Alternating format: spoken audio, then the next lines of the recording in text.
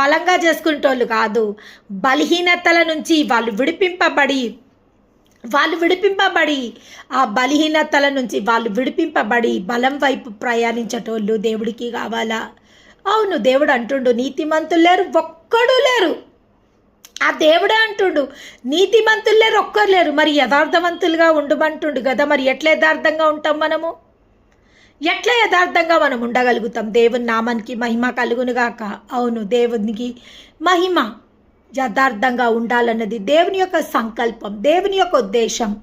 ఒకవేళ దేవుడే మనం యథార్థంగా ఉండగలుగుతాము అని దేవుడు డిసైడ్ చేసినప్పుడు నిశ్చయంగా మనము యథార్థంగా ఉండగలుగుతాం. ఒకవేళ మనం ఉండలేకపోయినా వాక్యాన్ని ఆధారం చేసుకొని మనం యథార్థంగా ఉండొచ్చు, లేదా ఉపవాసాలను ఆధారం చేసుకొని మనము యథార్థంగా ఉండొచ్చు, ప్రార్థనను ఆధారం చేసుకొని మనం యథార్థంగా ఉండొచ్చు. ఎందుకంటే వాక్యం అన్నిటికన్నా ముఖ్యమైనది. వాక్యం